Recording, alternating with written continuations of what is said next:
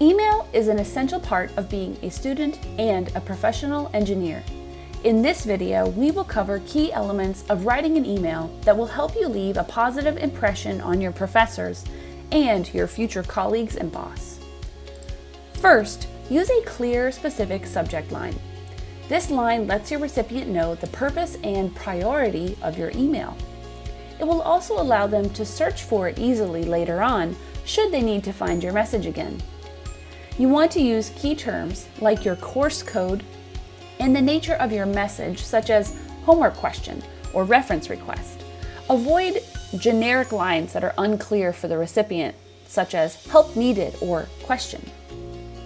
Next, make sure you open your email by naming the person to whom you are sending the message. It may seem like a little detail, but it's not. It shows respect to your recipient. Greet them with their professional title, such as Dr. Castorena or Professor Welton. Adding in hi or hello in front is acceptable too. Whatever you do, don't leave it blank. And using just a simple hey is probably too informal and best left for people like your friends. Now we've reached the body of your email. When writing an email, use the bluff principle. Put the bottom line up front.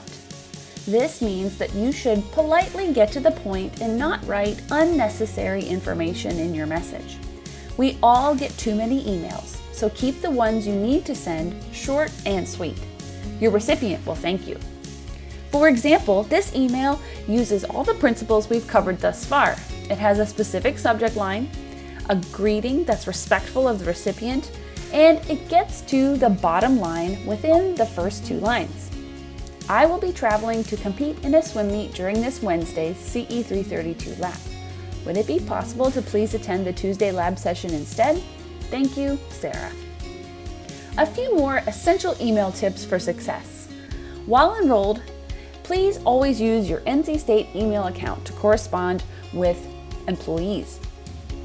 You also want to make sure you use a closing such as best, sincerely, or thank you, plus your name, so that people can confirm who the message is from. Make sure that you proofread carefully for errors. Grammatical and spelling mistakes could lead to confusion for your recipient, so make sure they can understand the message the first time you send it by ensuring that there are no silly errors.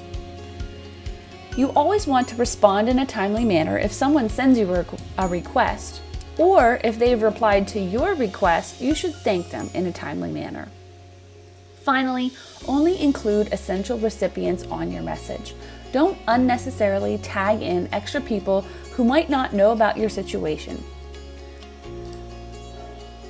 So now that we've covered the basics, let's put it all together and examine an example of an email sent to a professor. What's wrong with this message? Hey, I didn't understand the lecture this week. I'm having a really hard time grasping the concepts and I can't get my calculations right. So can I get some help? Well, a couple of things.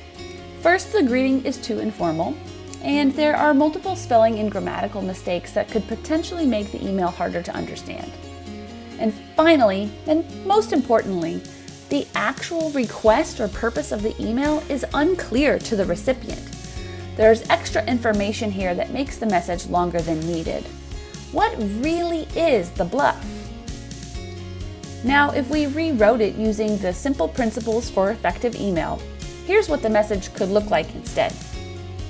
Hi, Dr. Castorena. I'd like to please set up a time to meet with you for some help on this week's lecture concepts.